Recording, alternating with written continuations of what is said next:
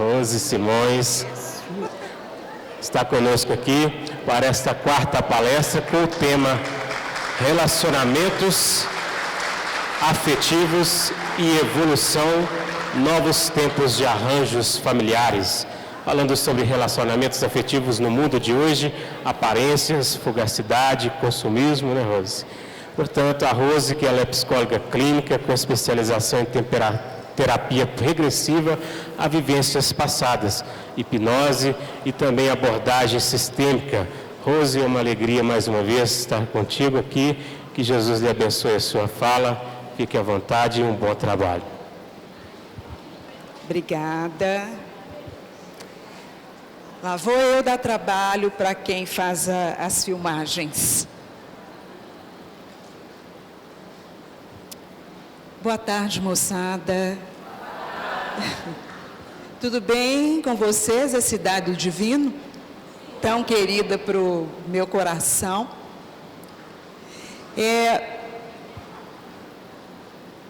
Na verdade, nós ganhamos uns 5 minutinhos. E essa pergunta que foi trazida para o Ricardo, a gente gostaria de complementar com um pequeno depoimento.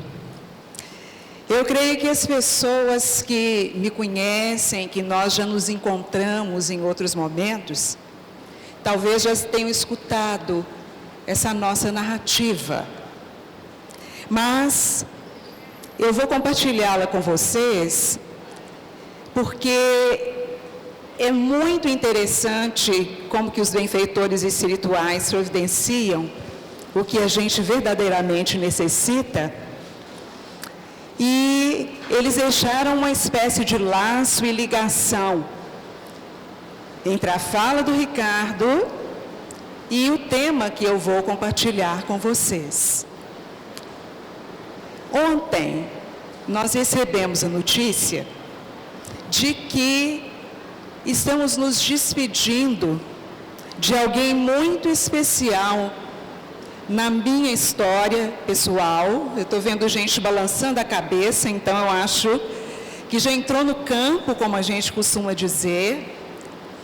Muito importante na história da própria família humana como um todo. Alguém extremamente corajoso, um querido da Alemanha, que é Bert Hellinger. E ele entrou na sintonia da espiritualidade maior para trazer para o mundo as constelações familiares sistêmicas. Então, alguém fez uma pergunta, e eu vou colocar o meu depoimento, porque eu acho que é mais uma faceta que nós temos com relação à compreensão de uma vivência que pode ser extremamente difícil, que frequentemente ela é calada, e nós sabemos que as incidências, elas são enormes, e principalmente elas acontecem dentro dos seios familiares com as pessoas mais próximas, que é a questão do abuso sexual. Há muitos anos atrás, mais especificamente no ano de 2005, eu tive a notícia que estava vindo para o Brasil as constelações familiares sistêmicas. Bem, na verdade, elas já existiam dentro da abordagem sistêmica da terapia, mas nós tivemos notícias que foi ficar onde? Na luz. Ah, gente, espírito de luz elétrica. Aqui vai ser uma loucura, com isso aqui na minha frente, ó. Como é que nós fazemos? A gente consegue puxar isso aqui um pouco? Posso? Vocês me põem atrás de um púlpito para eu ficar quietinha? Não tem jeito, porque nós estamos aqui num processo de compartilhamento. Pois bem, então, eu li um primeiro livro sobre as constelações, era bem pequenininho, bem fininho, e eu fiquei meio impactada, eu confesso a vocês, num primeiro momento, com o que eu deparei ao nível das narrativas, ao nível da filosofia das constelações, que eu gostaria de dizer para vocês que não é nenhuma panaceia, constelação familiar não faz milagres, mas através do olhar que a gente tem, que Beth chamou de olhar fenomenológico, e que a gente sabe que é um método que é utilizado, inclusive cientificamente, no frigir dos ovos. É a observação daquilo que acontece e que vai se repetindo e se revela como possíveis leis. Então, havia em Belo Horizonte um workshop e eu decidi que eu faria para fazer uma imersão, uma espécie de mergulho, e ali eu sentiria, afinal, o que eram as tais das constelações familiares sistêmicas. Eu tenho um tema de vida e que hoje eu coloco que ele foi libertador e ele aconteceu por volta dos meus 5 a 6 anos de idade. Eu morava num lugar onde todos nós nos conhecíamos, onde a gente compartilhava muitas coisas, brincávamos nas ruas.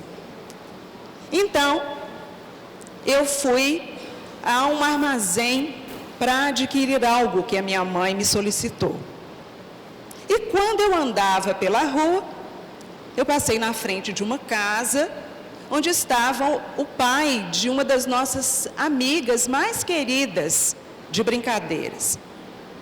Ele me atraiu para dentro de casa e ele me ofereceu guloseimas, balas, doces.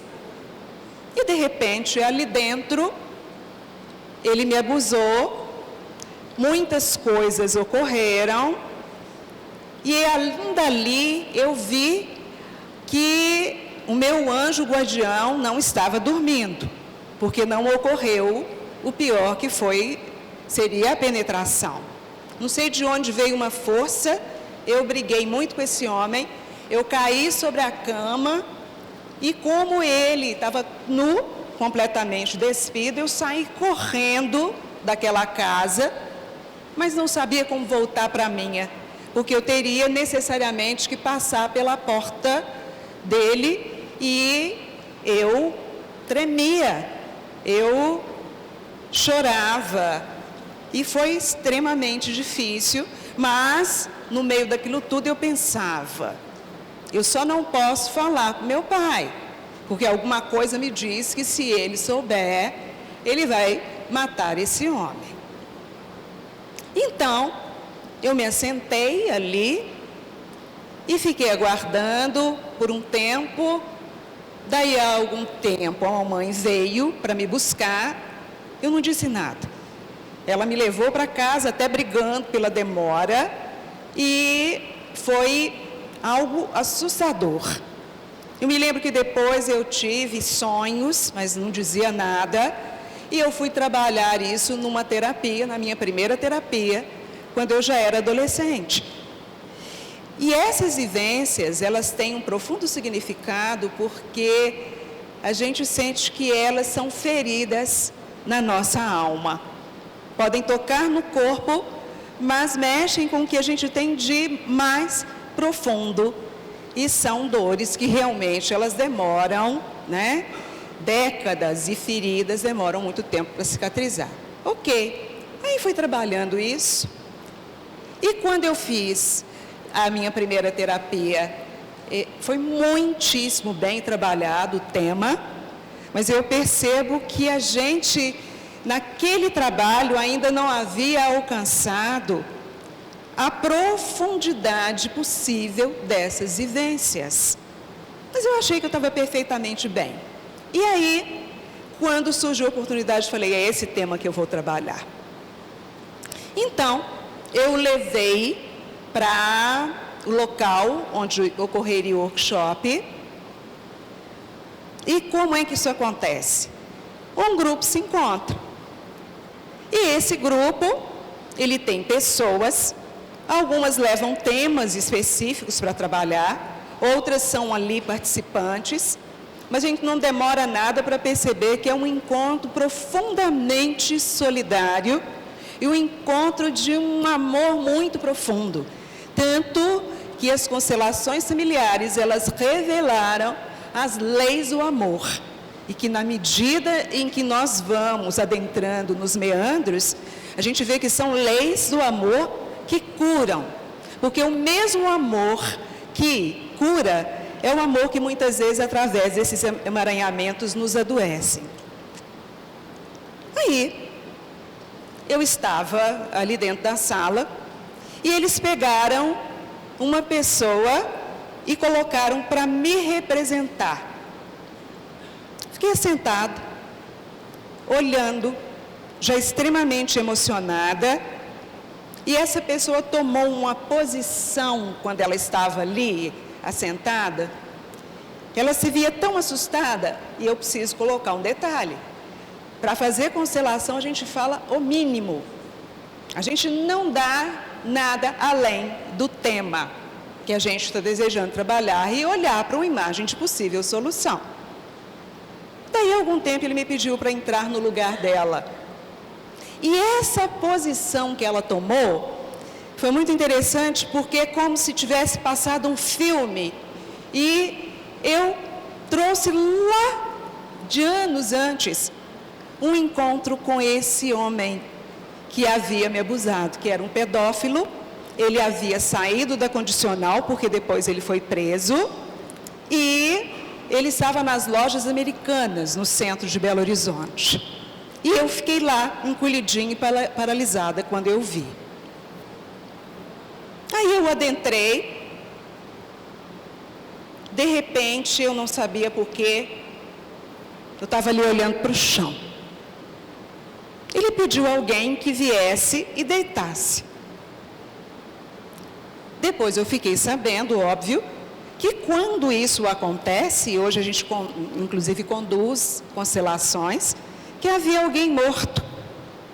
Ou seja, quando ele coloca essa pessoa, aí ela se identifica dizendo que era uma antepassada minha, uma avó. E aí essa avó coloca o seguinte, que aquilo que eu havia vivenciado não era meu, era dela. Que eu havia entrado de forma inconsciente, claro que ela não falou, como eu estou explicando para vocês, na historiografia dela, era a minha tetravó, que ela havia vivido aqueles abusos muitas e muitas vezes dentro da história de vida dela. Aí eu fui até ela, nos encontramos, foi com muita emoção, com muito amor.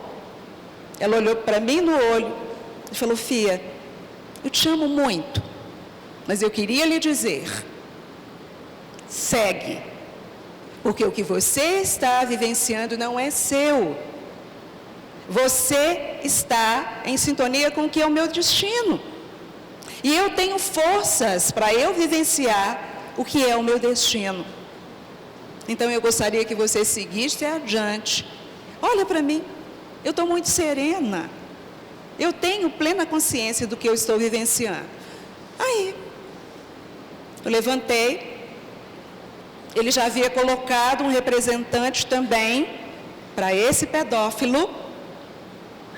E eu coloco assim, mas já dizendo para vocês que até a palavra pedófilo, ela já soa diferente quando eu falo. Porque o que aconteceu comigo? Quando eu olhei para ele nos olhos, eu vi que, na verdade, havia uma dor profunda na alma dele, uma dor muito intensa. E que se aquilo havia ocorrido comigo, era porque nós estávamos em sintonia pelos nossos destinos. E que eu, por minha vez, não tinha que perdoá-lo. Eu ressignifiquei ali o que era perdão. Porque se o Pai, que nos ama a todos, me permitiu estar naquela circunstância, e a vida é pedagógica, então era um movimento da vida autocurativo, não de cura individual, mas para a cura de todo um sistema. Eu saí dali aliviada, mexida, impactada, era tudo misturado ao mesmo tempo. Então, eu pensei comigo, está na hora de abrir essa cripta, eu vou revelar isso. Eu vou colocar para quem? Vou colocar para minha mãe. Cheguei na casa dos meus pais, então eu perguntei primeiro para minha mãe sobre essa minha avó. O que a senhora sabe da avó Romana? Então ela contou que ela era escrava, ela viveu, sim, ela foi uma escrava, e ela vivia numa casa grande, ela era a predileta da sinhazinha, e essa sinhazinha foi se casar, e as mulheres se casavam muito cedo. Inclusive minha mãe, ela se casou aos 15 anos de idade, e com 16 anos ela já tinha essa boneca aqui, né? Essa bonequinha preta no colo, ela brincava de boneca viva, entre essas. E aí a sinhazinha disse, olha, eu quero a Romana, eu não quero dote, eu não quero nada, eu quero que ela vá comigo. Então a minha avó, ela foi levada para outra fazenda, nunca mais ela viu nenhum dos parentes, e ela foi viver na casa grande. Pouco depois de um ano, ela aparece grávida e nasce a minha outra avó, que era mais branca do que negra. E aí vocês sabem o que isso quer dizer, porque isso era muito comum, né? Nós sabemos que em alguns estados do Nordeste, outro dia eu vi um depoimento, e infelizmente isso ainda acontece. Se não é a negra, é a empregada, entre aspas, a empregada doméstica, que vai iniciar o filho, né, do patrão, ou que muitas vezes é abusada e ela permanece ali extremamente silenciosa. Quando ela me contou isso, né, ficou claro o que havia acontecido. Mas lucidez e clareza maior veio depois. Porque quando eu contei para ela o que eu havia vivenciado, ela olhou para mim e falou, minha filha, quando eu era criança, você lembra que a sua avó relatou o medo profundo que eu sentia? Era exatamente por isso. Eu também fui abusada durante toda a minha infância. Era um homem que era proprietário de um barracão onde elas moravam. Então vocês percebem esse encadeamento, não é? De histórias. E eu hoje percebo que, na verdade, naquele momento, eu não curei somente a minha alma, não cicatrizei apenas a minha ferida, mas a minha mãe e também da minha avó e possíveis avós anteriores. E vocês sabem que isso tem um nome. Alguém sabe qual que é o nome disso? Nós podemos pensar em reencarnação se olharmos para os princípios espirituais. Mas, na verdade, isso se chama amor cego. É o amor da criança por aquele antepassado, por aquele membro da família, porque nós, na verdade, pertencemos a uma alma. E essa é a nossa alma familiar. E a ela nós estamos intimamente interligados. Mas nós pertencemos à grande família humana, nas mesmas proporções. Quando nós falamos de doença social, nós precisamos mitigar a fome. Nós precisamos melhorar uma gama de coisas que nós vamos ver juntos aqui. E eu estou achando interessante que todo mundo deve ter pensado, a Rose sempre fala de dependência emotiva, afetiva, a Rose traz muitas vezes coisas do livre para amar saudavelmente. Mas eu resolvi abordar sob um viés completamente diferente hoje.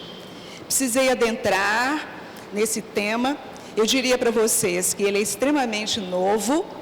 Ele é novo porque ele é atual, porque ele está acontecendo no aqui e agora.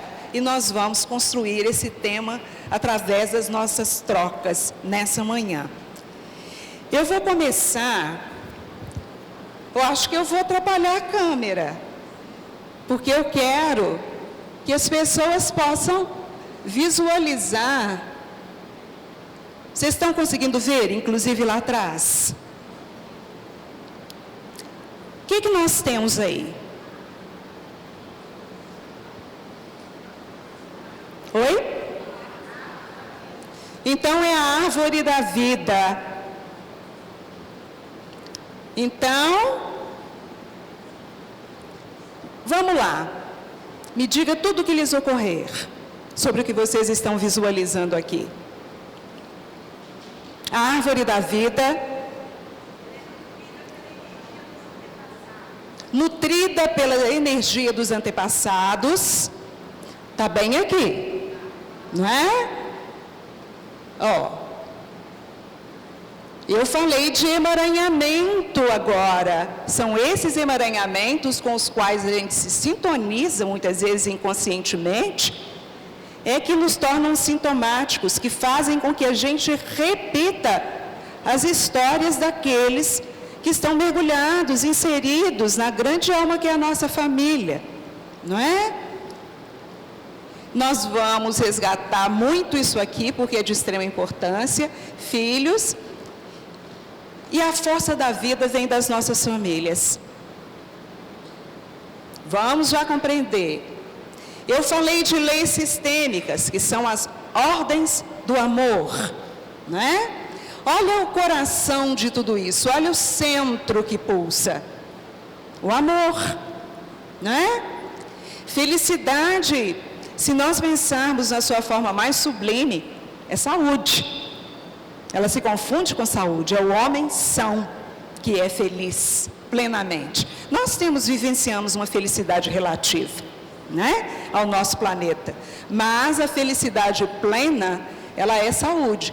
Mas, olha só, ocorrem conflitos, os nossos vínculos atravessam gerações e gerações, isso é inimaginável, não é? Alguém acha, por exemplo, que está encontrando pela primeira vez com seu grupo familiar? Eu sou especial. Eu vim lá das Pleiades, iluminado, e aí de repente peguei um paraquedas e caí dentro do meu grupo, do meu sistema familiar. Acho que nenhum de nós tem mais essa ilusão, né? As constelações familiares sistêmicas ainda não falam da reencarnação, mas falam de espiritualidade, falam do espírito. Então já é um grande avanço. A gente vê que a verdade não tem como, ela está se alastrando, entre aspas, no inconsciente coletivo da humanidade. O arquétipo do divino são as leis de Deus que estão inscritas na nossa consciência. E, mais dia menos dia, a consciência amplia, a consciência abre, né? Mas a gente tem um mundo de desafios, enfim. Vamos mais um pouquinho. Então, o que é configuração? As famílias deste momento em que nós estamos vivendo, como é que elas se compõem? Alguém olhou para esse crachá? Eu cheguei agora às 2h, pouquinho antes. Vocês viram que as figuras que estão aqui? Vocês prestaram atenção? O que essas figuras lhes sugerem? Famílias. Mas essas famílias têm características muito específicas. Elas têm novas formas, né? As conceituações são inúmeras, e interessante que as primeiras, elas eram bem reducionistas, e eu vou dizer para vocês por quê, mas elas se restringiam ao momento nosso, ao nível evolutivo. E nós estamos seguindo em frente. querendo ou não, nós estamos amplificando consciência. Ampliamos essa consciência, quer seja através dos nossos esforços individuais, e muitas vezes isso acontece ao nível do inconsciente coletivo, porque a gente entra nos campos de energia. Alguém já ouviu falar aqui do macaco número 100? Ah, então ela sabe. Você lembra o nome do macaco número 100? Não?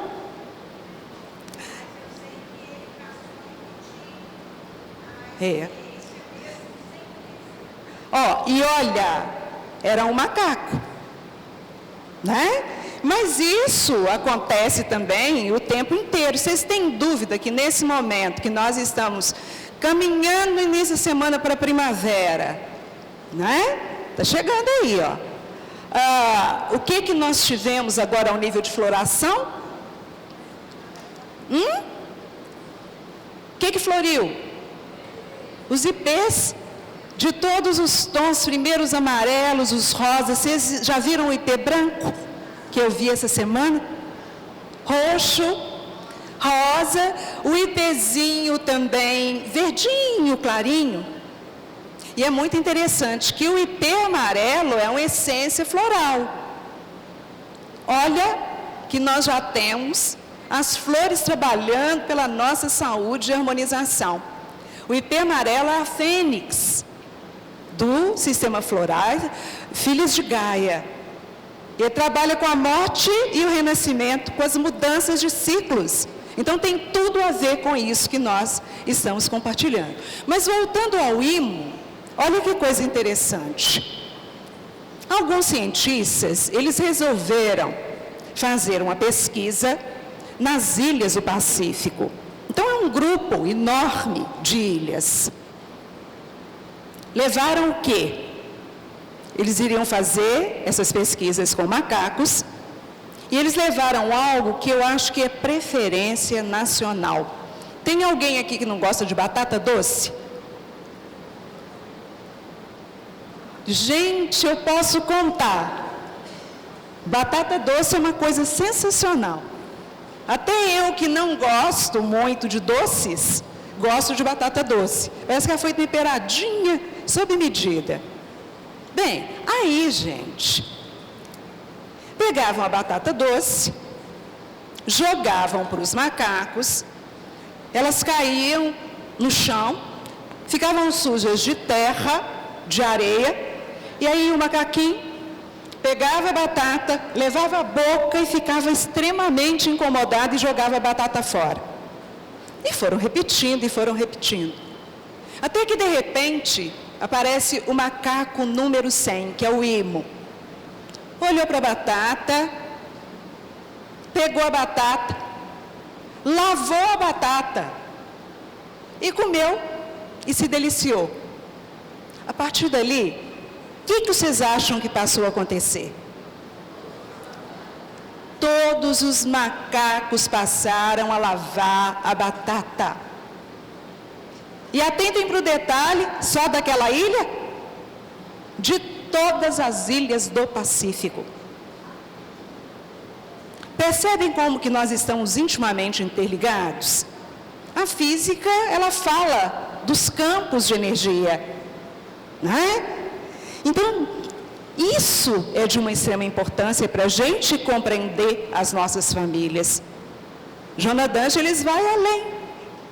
Ela fala que nós estamos interligados desde o momento em que fomos criados simples e ignorantes, mônadas celestes, centelhas divinas. Então, sintam a profundidade disso. Aí, olha esses primeiros conceitos. Ao dicionário: pessoas aparentadas que vivem em geral na mesma casa, particularmente o pai, a mãe e os filhos. Pessoas do mesmo sangue, com ascendentes e descendentes. Ascendência, mesma coisa. Aí vem um conceito que é sociológico. Unidade espiritual constituída por gerações descendentes de um mesmo tronco e fundada, pois, na consanguinidade. Olha a tal da consanguinidade aí de novo, né? Grupo formado por indivíduos que são ou se consideram consanguíneos uns dos outros. E aqui insere a questão da adoção. O que vocês acham? Completinho isso? Será que está faltando alguma coisa? É verdade que a consanguinidade é muito forte. Mas é verdade que nós temos uma parentela consanguínea, e aí amplifica a doutrina espírita, e uma outra parentela espiritual.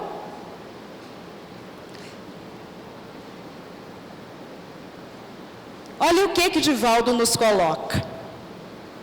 Isso está num dos livros mais novos dele, que nós estamos colocando como referência para vocês, que é o Sexo e Consciência.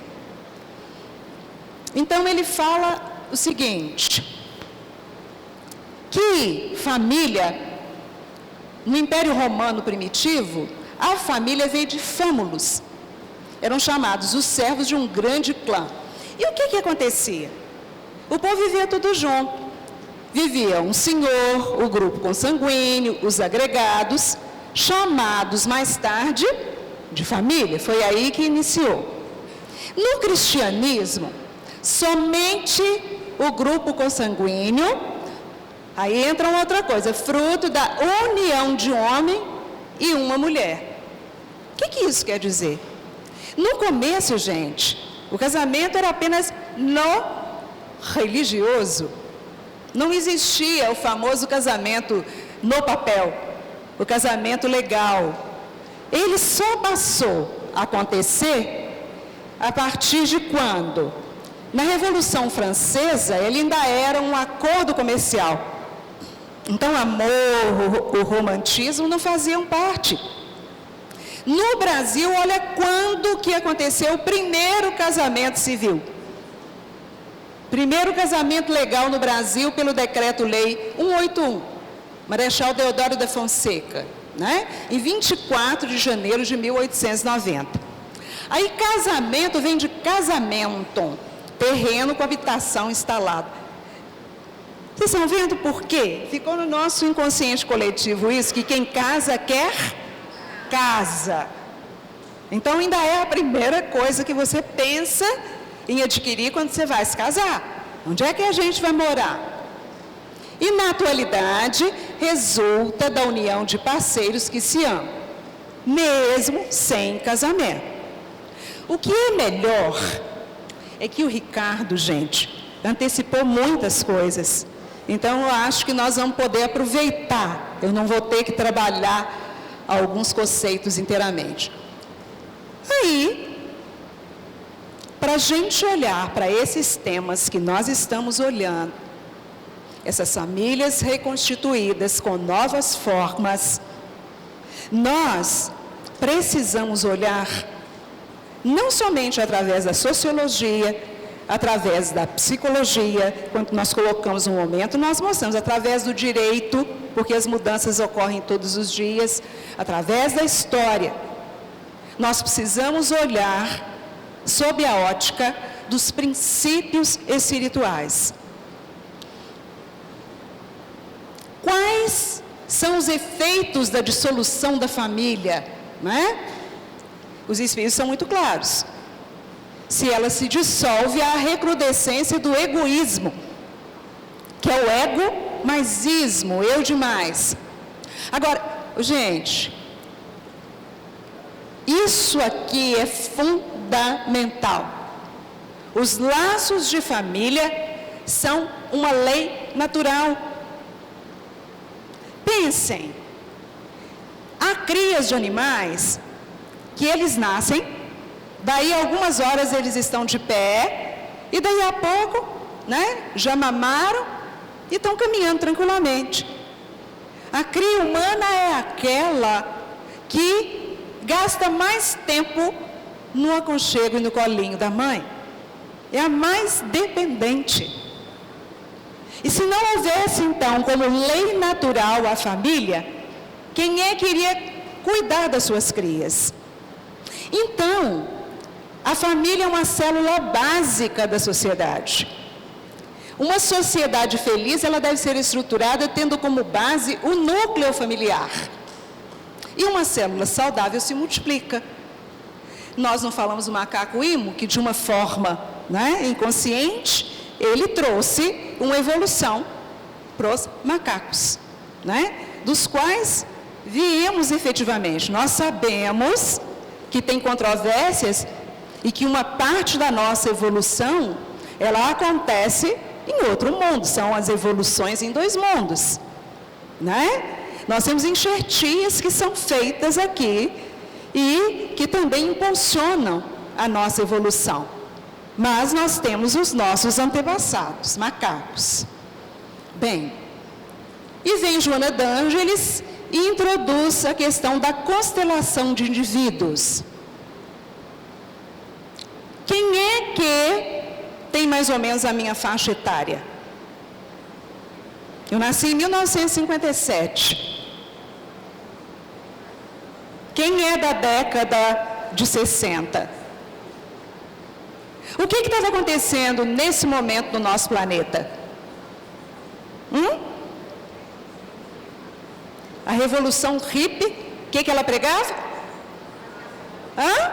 Paz e amor, o que mais? Sexo, droga e rock and roll. Queimavam-se sutiãs, enfim, E a família ali começou a ser vista como uma instituição ultrapassada. Contestaram, questionaram a família, até perceber que é um núcleo de segurança psicológica. Depois ela voltou à moda outra vez. Mas as conscientizações, elas são essenciais ao nosso crescimento. A família, ela é um projeto divino para a evolução e desenvolvimento do ser humano espiritual. Olha a família contemporânea. Nós vamos começar a caminhar através desse universo. Ela é marcada pela diversidade. Ela permite novos arranjos e configurações. Há uma enorme complexidade em torno da questão família. Ela é um espaço de interação entre várias raças, várias etnias, religiões, até as funções dentro das famílias estão sendo reinventadas. Antes elas eram bem definidas por gênero. Nós sabemos que tudo que é herança do paradigma patriarcal colocava no topo da família, o chefe de família, o homem. E havia funções para os papéis muito definidas e muito específicas. Eu fico pensando que até eu, durante muito tempo, quando falava do olhar sistêmico da família, eu falava, a mãe é a base, é o suporte, é a sustentação afetiva, cuida da organização da casa, enfim. O pai, o topo, como se fosse o telhado, aquele que protege, Como acontecia primitivamente, vai lá, busca a caça e traz para os filhos comeram, entre aspas, E os filhos no meio. O que vocês acham disso hoje? Então, eu estou tendo que me reinventar, porque a família hoje tem outras bases, outros topos. Às vezes tem gente que funciona em ambos os espaços que são psicológicos. Olha lá, separação dos pais, outros cuidadores que não os pais, mulheres na escola, no mercado de trabalho, recasamentos, famílias adotivas, famílias homoafetivas, Isso aqui é bem interessante. Olha eu aqui, voltando Ô técnica, ele não quer voltar. Passa para mim. Volta um slide. Isso. Mais um. Não, tudo bem, que nós vamos indo passo a passo, a gente ganha tempo.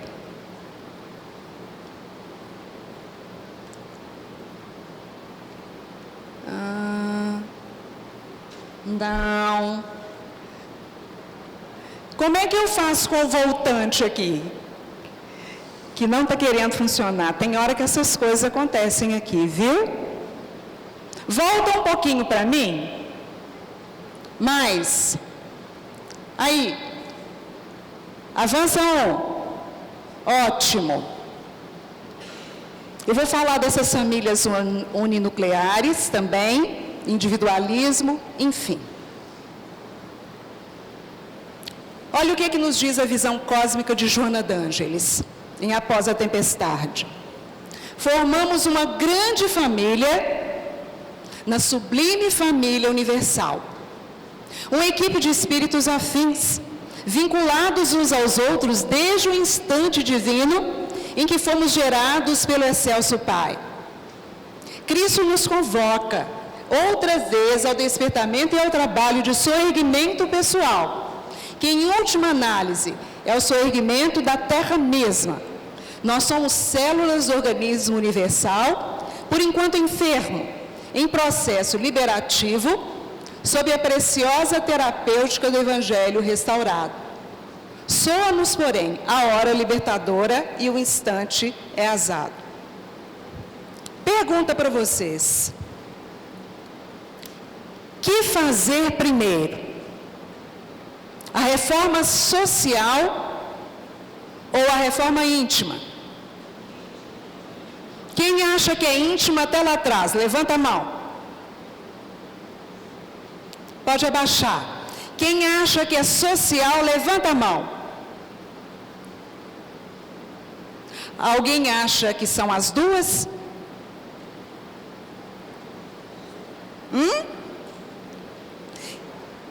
A partir do momento em que nós fazemos a nossa reforma, isso reverbera.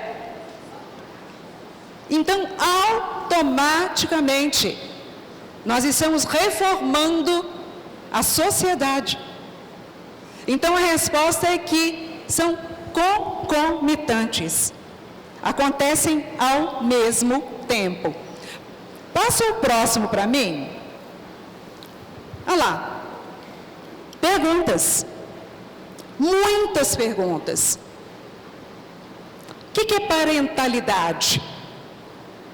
Quem é que são os nossos parentes? Podemos falar de parentes somente nas famílias consanguíneas?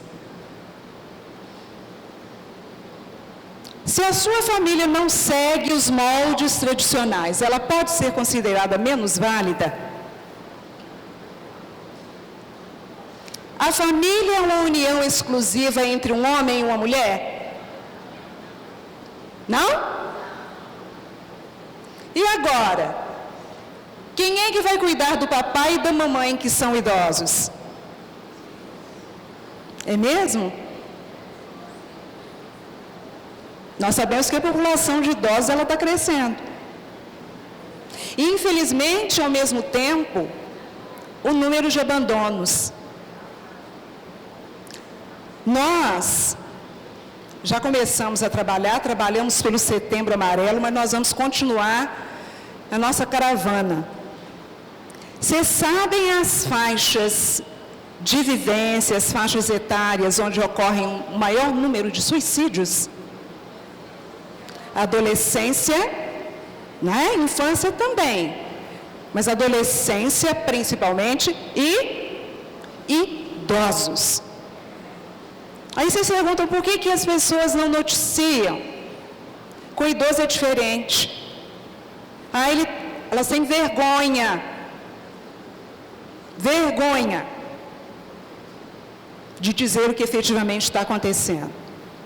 Ele esqueceu o fogão ligado. Ele caiu dentro do banheiro. Ele tropeçou no tapete. Então, na verdade, eu já vou antecipar algo. Infelizmente, nós precisamos de um estatuto para regulamentar algo que deveria ser por amor. A honra e o amor aos nossos pais, independente da qualidade deles. Então, a lei precisou ampará-los, que muitos se tornam incapazes. Às vezes tomam aquela dose maior de remédio, isso acontece na clínica, não é? Outro dia nós tivemos notícias. Alguém que morava sozinho e era profundamente solitário, e de repente tomou uma dose maior de medicação por engano, ou para denunciar a sua condição de abandono. Infelizmente, nós estamos numa sociedade imediatista. Eu comentava uma brincadeira que eu fiz essa semana na clínica. Eu cheguei para as meninas e falei, gente, eu estou comprando um artigo muito raro, estou pagando caro, e eu preciso dele. Será que vocês têm para me vender? Vocês adivinham que artigo é esse?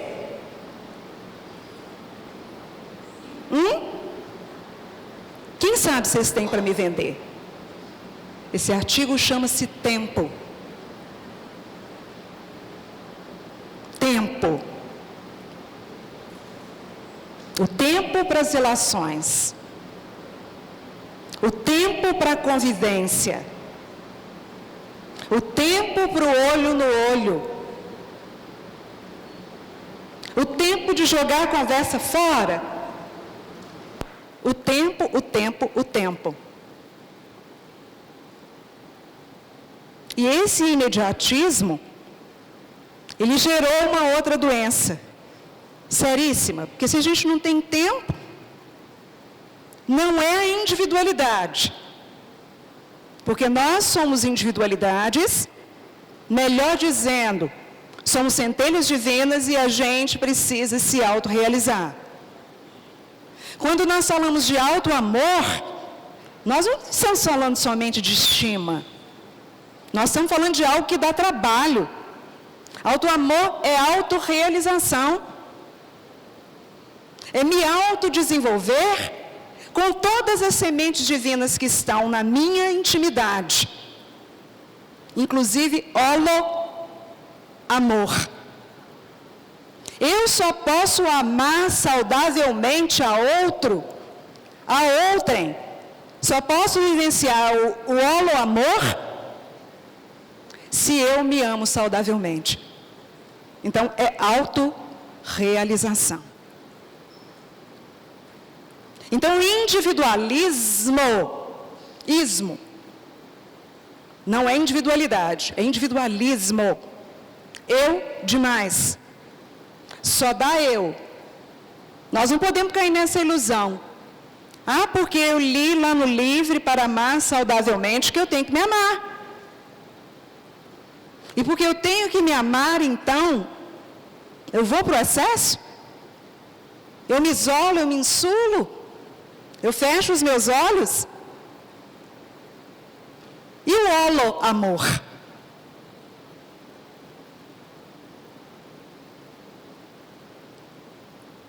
Nós começamos lá no princípiozinho, simples e ignorantes, e não tem jeito. Nós estamos agarrados, entre aspas, saudavelmente agarrados. E os homens, os espíritos, eles evoluem como ímãs, uns atraindo os outros. Vocês já se deram conta de que os que estão na nossa vanguarda, que a gente já vê com a condição maior de saúde, que a Igreja Católica chama de santo, e que isso já está também, como um arquétipo, na verdade é mesmo um arquétipo. Eles já vivenciam de uma forma diferenciada o amor pelo outro, o holo-amor, a dedicação, a solidariedade, a cooperação, a tolerância, O fazei aos outros o que quereris que vos fizessem.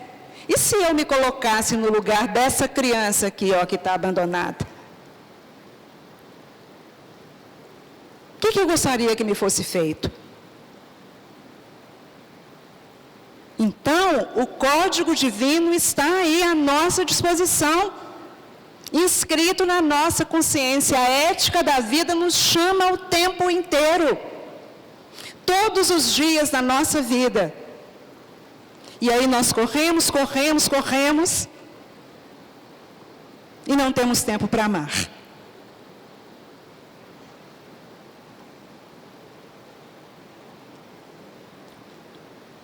Isso aqui depois nós vamos ver, mas essa resposta também já está muito clara. Quais são as repercussões nas crianças de uma adoção por um casal homoafetivo? Onde ficam os modelos de masculino e de feminino para essas crianças? O que vocês acham? A gente precisa refletir. São novas formas. Se vocês não prestarem atenção no crachá de vocês, tem, né? Casais homoafetivos. Identificação para gênero feminino e masculino. Primeiro, nós temos lá na nossa intimidade. Quantas vezes, Ricardo colocou muito bem, nós já transitamos por ambas as polaridades. Joana, na sua psicologia profunda, Joana D'Angelis, ela tem resgatado conceitos junguianos. Então, todos nós temos a nossa ânima, que é o nosso lado feminino, de vivências psíquicas, que foram treinadas,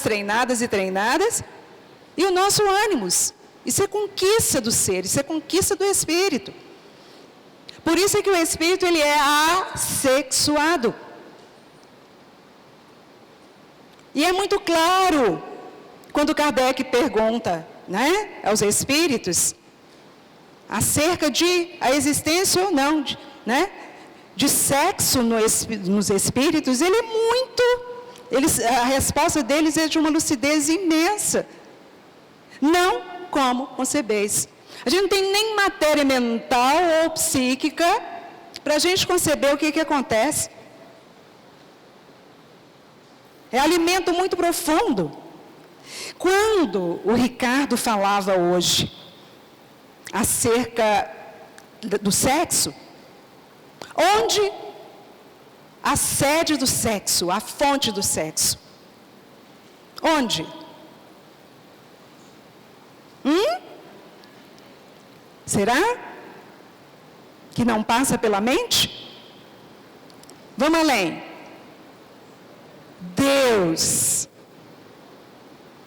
Deus, a fonte de onde emana toda a vida, a força criadora. Nós ainda pensamos em sexo segundo a morfologia. O que é esse impulso criador?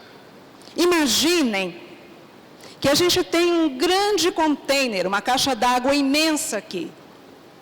Essa caixa d'água, ela tem um tanto de torneirinhas. Ela está repleta, cheia de impulso criador. Aí, eu abro uma torneirinha e sai força criativa. Através do... Quem é músico aqui? Tem algum músico? Quem pinta quadros? Eu não tenho um pintor de quadros? Quem dança? Quem é médium? Não é possível. Não tem só 2 médiums nessa. Quem é médium? Quem tem filhos? Tudo isso, gente, é impulso criador. Quando nós estamos, a nossa reunião mediúnica, são as forças criativas que estão sendo utilizadas. Então, nós precisamos amplificar a nossa visão acerca de algo que é extremamente grandioso e profundo, porque leva a vida adiante, porque nos dá a oportunidade bendita de prosseguirmos nessa romagem evolutiva que é milenária e que é inimaginável.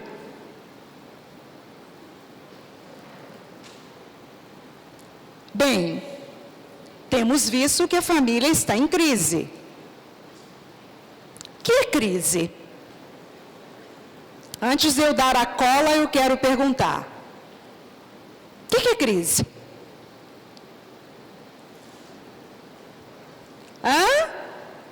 Olha que eu vou descer no meio de vocês aí, vou comprometer a câmera, hein? Fazer arguição de perto. O que é crise? Hora de criar. Gostei. Tem essa acepção que é lindíssima. Hora de criar. O que mais? Dança. Mudança. O que mais?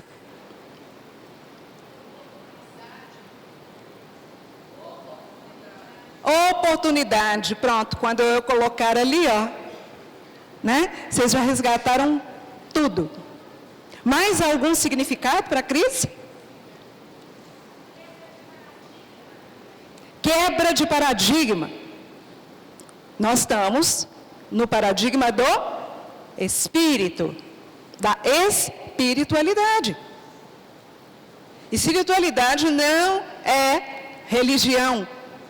Ricardo fez uma pergunta aqui: quem é católico, espírita, budista, enfim, agnóstico, ateu? Espiritualidade é um atributo do ser transcendente, do ser que vive e habita além dessa vestimenta.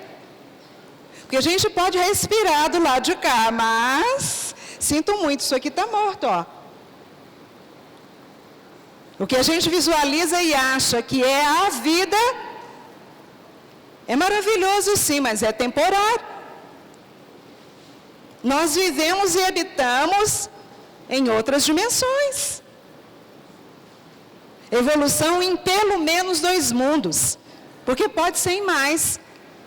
A gente está vivendo a nossa fase de transição, mas vocês estão pensando que se eu estou aquém da faixa evolutiva regenerativa para a qual o planeta está rumando, eu vou ser exilado como aconteceu com os capelinos, né? Somente para um planeta? Tem uma imensidão de planetas de todas as escalas evolutivas espalhados pelos rincões do universo. Há muitas moradas na casa do Pai. Há muitos planetas regenerativos. Vocês lembram da escala? Mundos primitivos. Segunda escala, fazendo arguição. Pois é, estamos aqui, né? No finalzinho dele, partindo para a regeneração, e nós ainda temos os mundos ditosos, os celestes ou divinos. Bem, vocês já resgataram praticamente tudo, olha só. Conflito entre 2 forças. A da acomodação, por um lado, e a da mudança, por outro. Né? Quem falou da criatividade é isso mesmo, que as crises desnudam, revelam e podem ser valiosas fontes criativas, frontes de crescimento. Na realidade, quando a gente pensa que a vida é pedagógica, essa é mais uma lição, que é colocada a serviço da criatura. Nos dá aquela sacudida e diz: olha, do jeito que está, não dá para ficar. Está na hora de mudar de nível. Isso aqui também é muito bonito, desembaraçar ou purificar. O meu pai, que hoje tem 90 anos, muito fofo, um grande amor da minha vida, eu tenho os 2 amores, uma velhinha linda, de 81 anos, olhos verdes, mames, né? minha mames soberana. E eu tenho papis poderoso. E aí a gente brinca, quem é que manda lá? Mami soberana, por isso que ela é soberana. E o papai nos criou numa fundição. Ele tinha uma metalúrgica. E nessa fundição, as coisas que aconteciam eram fantásticas. A gente dizia que ele era um alquimista, que foi um alquimista no passado. Então, ele chegava com os metais, alumínio, bronze, ferro, etc, etc. Colocava aqueles metais no cadinho. Parece mesmo, é um forno.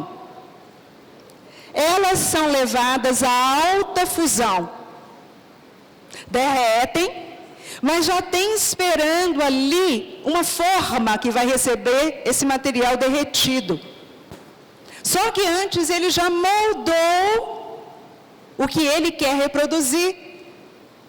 Ele vem, deita o ferro derretido, ou seja, qualquer metal, e depois de algum tempo, quando ele abre aquela forma, tem algo completamente novo.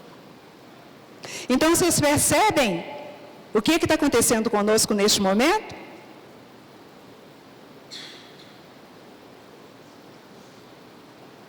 O silêncio, ele é intencional.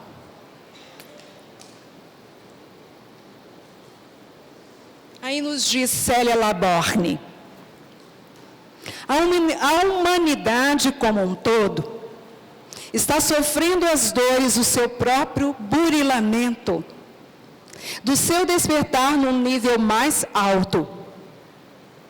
E enquanto não descobrir que dentro dela estão as leis da paz, a ética da vida, as leis morais da vida, os recursos da luz, vós sois deuses, o reino dos céus está dentro de vós. O caminho da verdade, que é a ética da vida, essa transformação será dolorosa. Mas dor também é lei evolutiva. Ela impulsiona.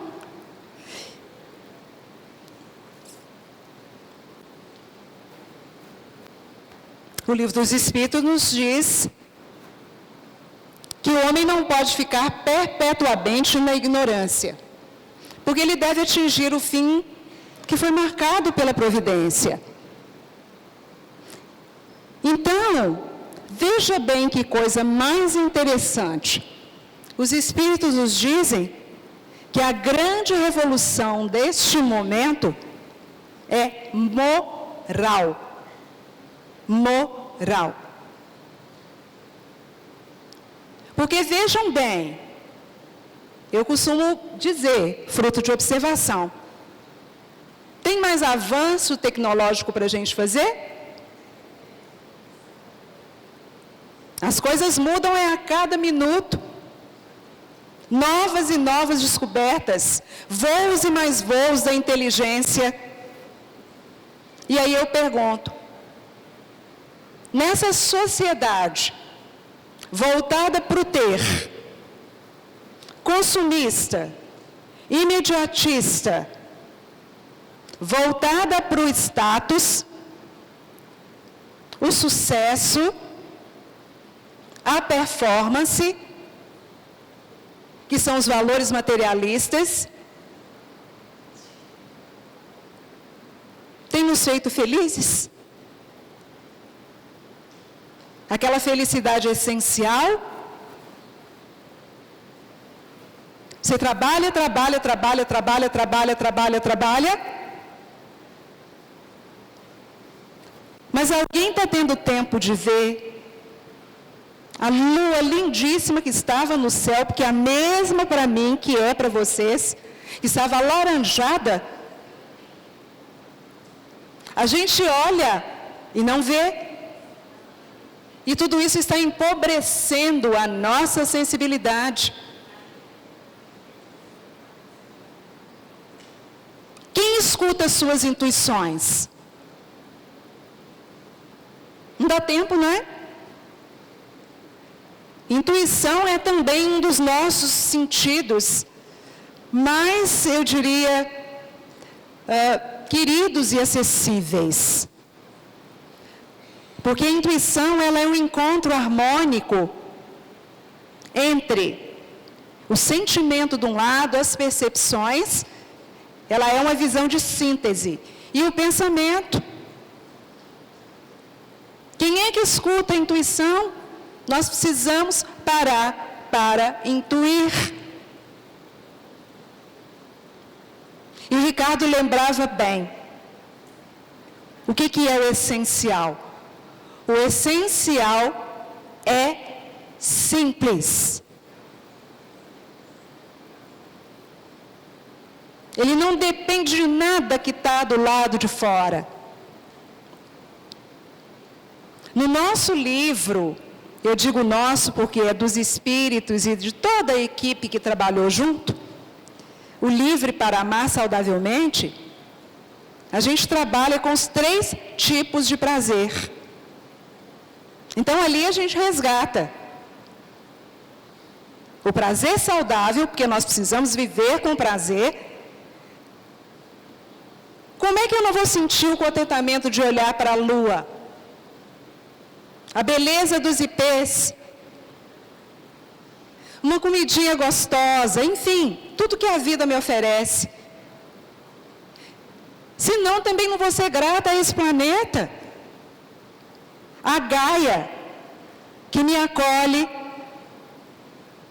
que me sustenta, que me alimenta, que me dá o ar, que me dá água, que me dessedenta, que me dá a beleza, que é a estesia que alimenta a minha alma. E aí eu tenho relações abusivas com o planeta. Empobrecidos.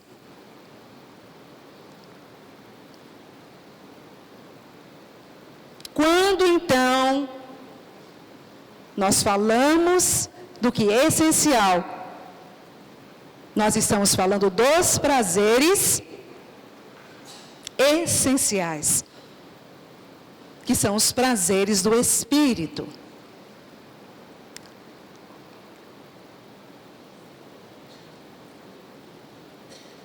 Eu vou te falar uma coisa, agora foi. Olha o que a Gênese nos coloca sobre tudo o que está acontecendo, os nossos cataclismas, enfim. Até que a humanidade se tenha avantajado suficientemente em imperfeição, pela inteligência e pela observância das leis divinas, as maiores perturbações ainda serão causadas pelos homens, mais do que pela natureza. Serão antes morais e sociais do que físicas. A natureza é cíclica. De tempos em tempos ela se renova.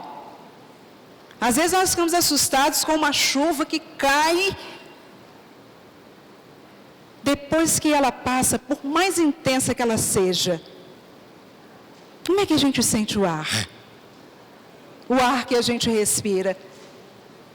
A gente está ansiando por chuva. Nós estamos com Belo Horizonte coberta por uma nuvem branca de fumaça, fruto das muitas queimadas no entorno.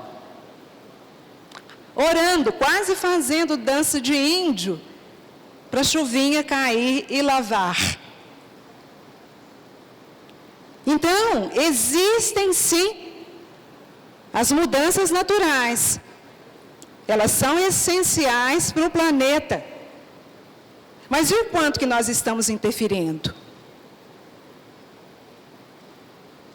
Quando nós falamos que nós fazemos parte da grande família universal, nós estamos falando da natureza. Nós estamos intimamente interligados. Eu vi algo outro dia no documentário que eu achei lindíssimo. Que a Amazônia, ela se alimenta de uma corrente aérea de poeira e de terra, que vem da África, atravessa o oceano e vem fecundar as terras da Amazônia.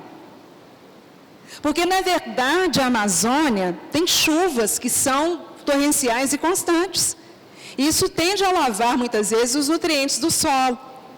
E o que acontece? Ela se nutre através da mudança constante que ocorre. Ele tem, incontáveis ecossistemas, e também das folhas que vão se decompondo, enfim, é extremamente harmônico. Mas ela precisa do que vem da África. E nós precisamos do que vem da Amazônia.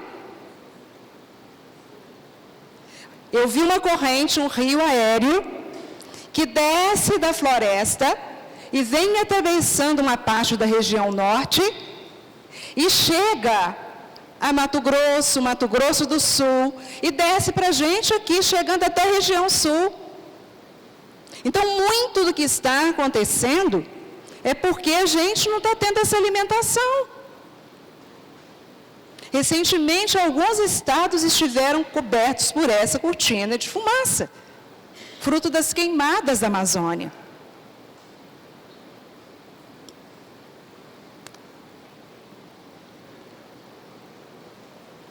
Os homens, com a sua inteligência, chegaram e alcançaram coisas inimagináveis ao nível da ciência, das artes, do bem-estar material, enfim. Mas o que nos resta é profundamente desafiador e fascinante. Avançarmos através da lei do progresso, com fraternidade, solidariedade, que vão lhe assegurar o bem-estar moral, elevar o sentimento e, para isso, destruir o que sobressita neles, o egoísmo e o orgulho.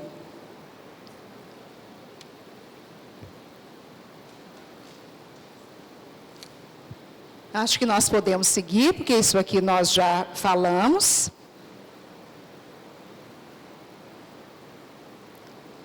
Eu acho que eu vou avançar um pouco mais, para a gente compreender algumas coisas. Começar a priorizar algumas. Isso aqui nós falamos, acerca da questão do feminismo, maior nível de escolarização das mulheres, busca dos espaços públicos de trabalho, emancipação e autonomia, mas isso aqui eu quero falar. Quem é que se identifica com isso aqui, Jornada dupla, tripla, ufa. Eu tenho deparado com isso o tempo inteiro dentro do meu consultório. Mulheres que estão tentando se reinventar, mas que não estão dando conta. Porque são muitas as funções às quais elas estão se dedicando nesse momento. Eu tenho uma das minhas parceiras que, pasmem, ela é psiquiatra, ela é casada, ela é psiquiatra, ela é mãe de dois bebês, não são gêmeos, é porque nasceram muito próximo, poucos meses depois, nasceu o segundo. Ela administra a casa. E vocês sabem o que a psiquiatra está fazendo para ela dar conta?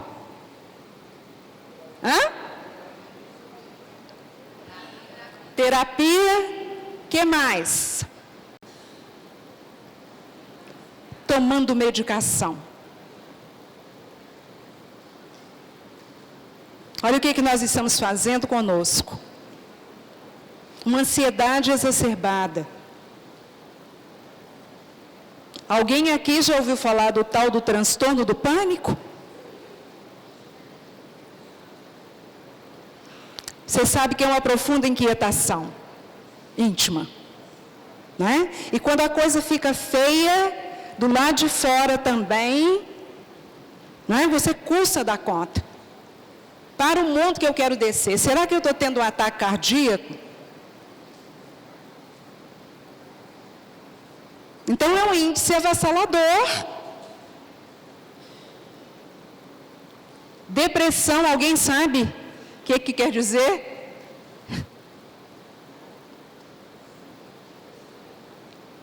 Já está indo para um índice de pandemia. Porque a pergunta da depressão é: qual é o sentido da sua vida? Qual é o propósito da sua vida? Qual é o significado da sua vida? Porque antes essa pessoa já ficou triste e ela não escutou a tristeza, ela não prestou atenção. E aí, como a vida é fantástica e pedagógica, ela vai apertando, apertando, apertando, até o momento em que ela resolve fazer o quê? Tomar remédio?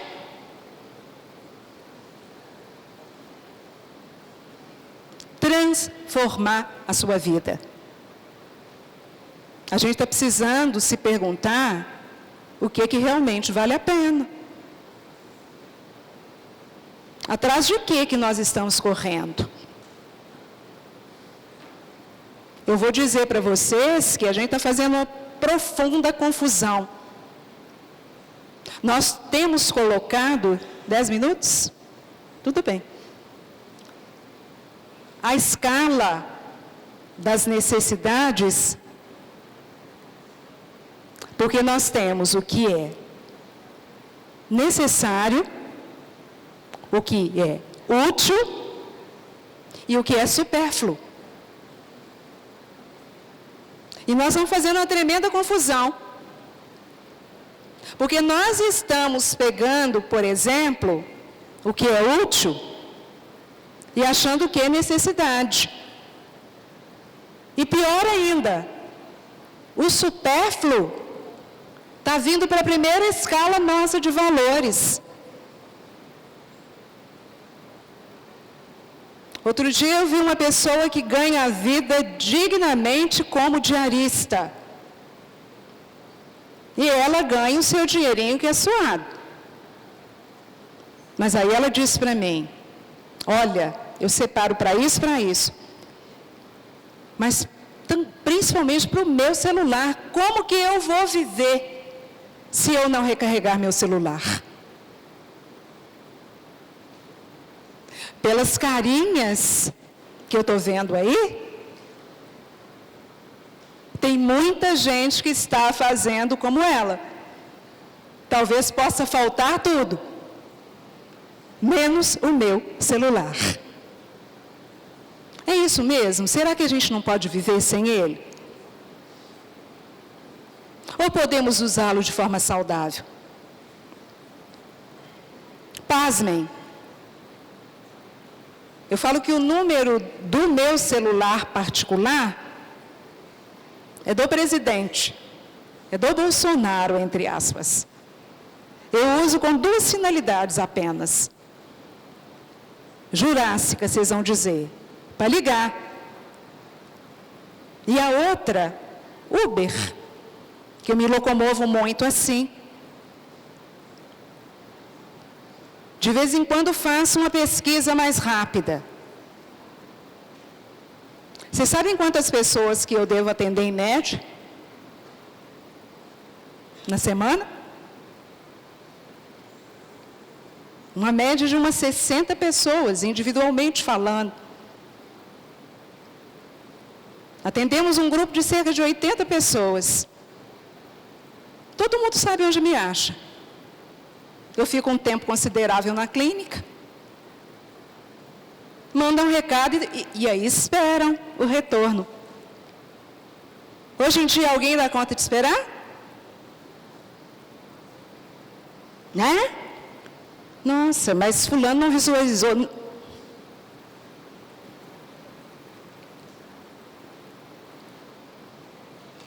Então, nós estamos precisando fazer uma revisão profunda dos nossos valores. O que para a gente é efetivamente necessidade? Você sabe o que aconteceu? Eu não imaginei que a gente teria a fase das perguntas.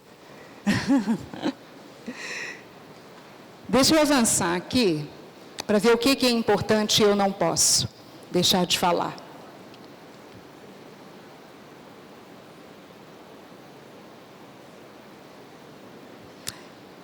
Isso aqui eu vou falar bem rapidamente.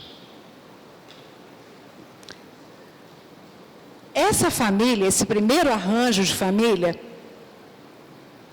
é a nossa família tradicional. A maioria de nós vem de uma família tradicional. Núcleo matrimonial, hierárquico, patriarcal, homem e mulher, né? Relações heterossexuais, monogâmicas, consanguinidade, etc, etc. É apenas um dos arranjos. Quem é aqui que vive numa família reconstituída? O que é isso? Quem é madrasta ou padrasto?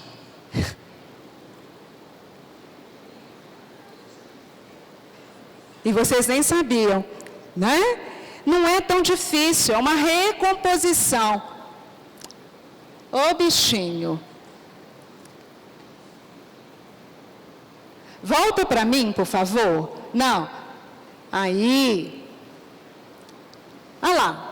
Pós-divórcio, ou viuvez de um dos cônjuges ou de ambos, com filhos de relações anteriores.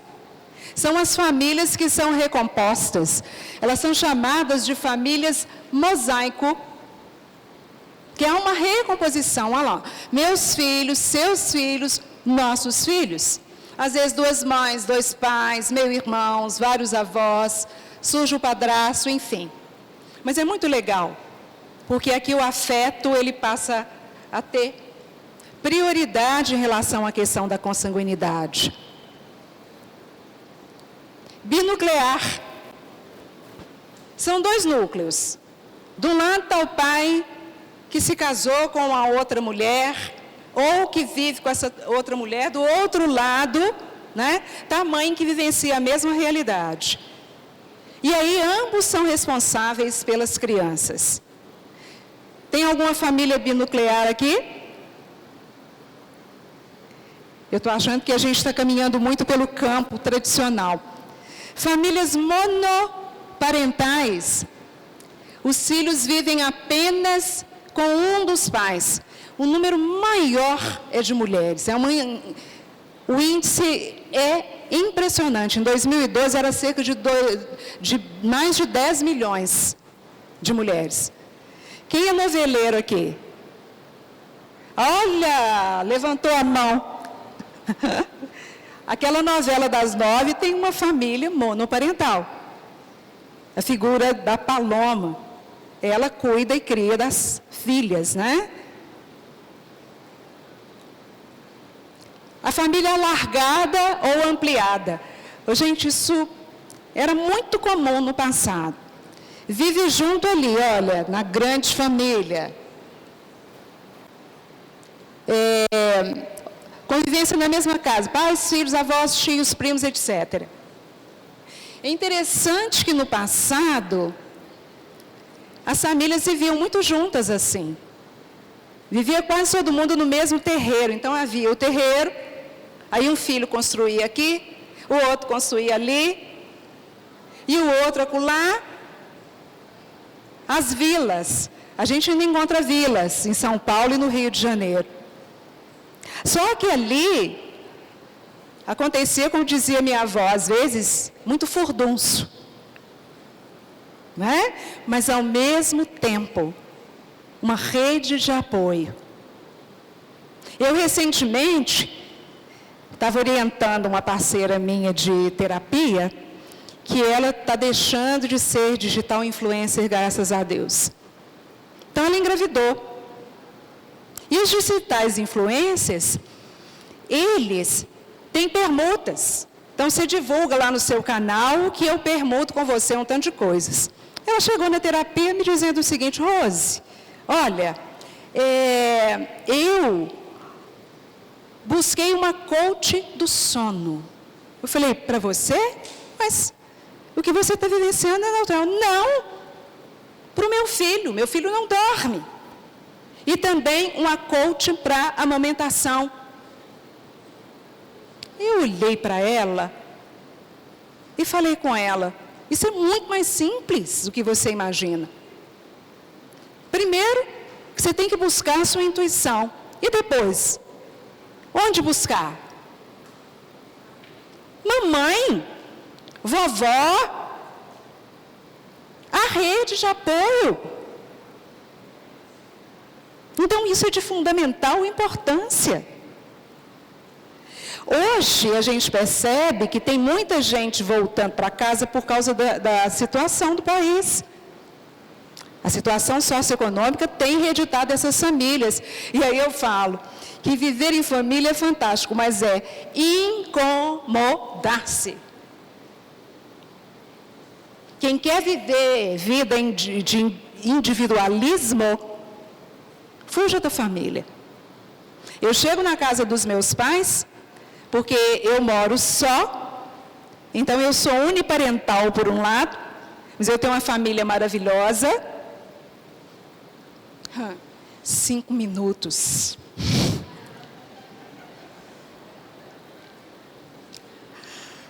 E tenho a minha família consanguínea maravilhosa também. Só que quando eu chego lá, vocês não imaginam o que acontece. Aí vem meu sobrinho, tia, porque eu preciso te perguntar isso sobre a faculdade. Está fazendo o mesmo curso que eu, na profissão. Aí do lado de cá, eu no meio, está minha outra irmã. Porque eu preciso te falar dos apps que o pessoal... Do outro lado. E eu falo, gente, por favor, peraí, um de cada vez. Vamos fazer uma esquizofrenia, mas uma esquizofrenia saudável aqui. Então, isso é viver em família.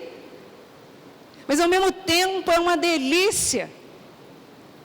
Se a gente precisar de qualquer coisa, onde é que a gente vai encontrar? Como eu sou profundamente grata ao meu pai de 90 anos. Porque eu moro sozinha, faço 1000 coisas. Eu sei fazer um pouco de tudo que vocês pensarem. Mas, tudo que eu precisava, papes, por favor, né, leva um bombeiro, que eu estou precisando, enfim.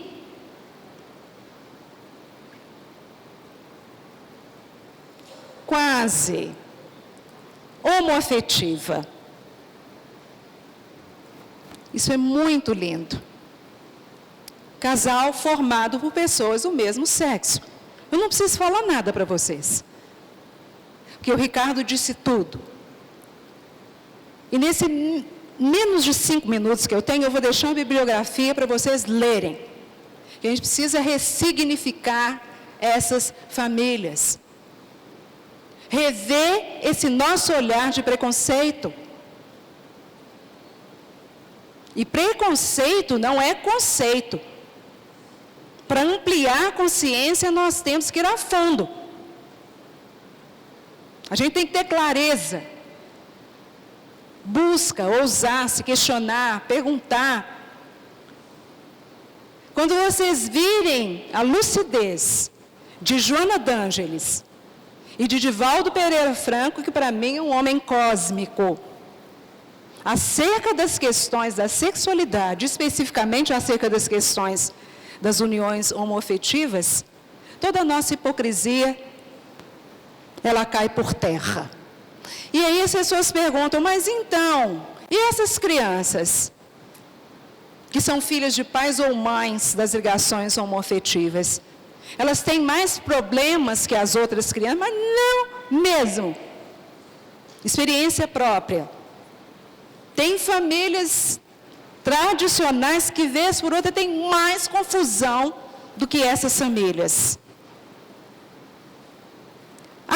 Onde ficam os modelos de identificação do masculino e do feminino? Gente, nós temos uma rede. Você tem seu professor, né? Ou a sua professora. Quem mais que nós temos? Vamos lá, explosão. tio, quem mais? Vó. Né? E além disso, e o que está gravado no nosso inconsciente mais profundo, que pode vir à tona. É por isso que eu falei com ela. Você está achando de ser mãe pela primeira vez? Busca que você tem. Né?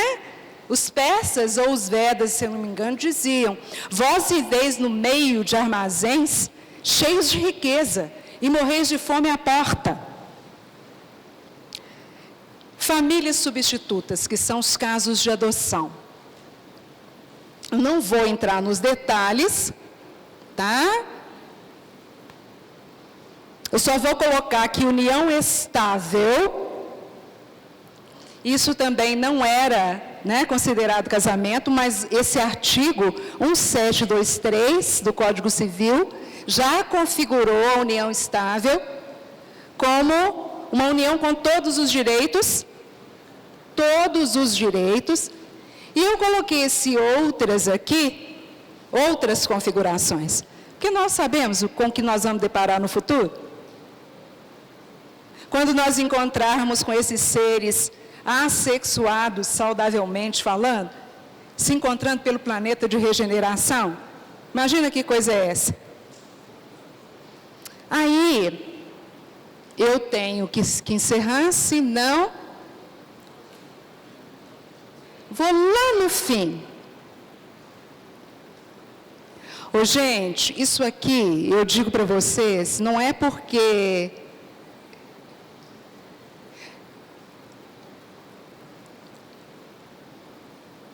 eu vou tentar deixar uma bibliografia para vocês olharem para essas questões mais controversas, que vão deixar de ser controversas, na medida em que nós amplificarmos a nossa consciência. Precisamos pesquisar o Livro dos Espíritos, mas ler em profundidade. Ler para compreensão profunda. Vida e Sexo de Emmanuel, Encontro com a Saúde e a Paz, de Joana, e Divaldo Franco Responde, volume 2. Eu acho que faltou, Sexo e Consciência está aqui. Nós não vamos ter perguntas e respostas, então, não? O que vai acontecer? Não?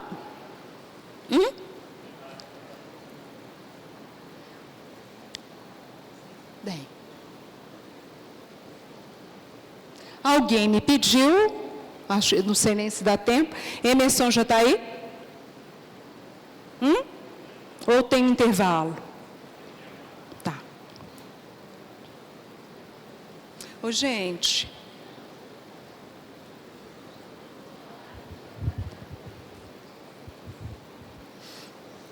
Eu sou profundamente grata a todos vocês pela comunhão, pelo encontro dessa tarde.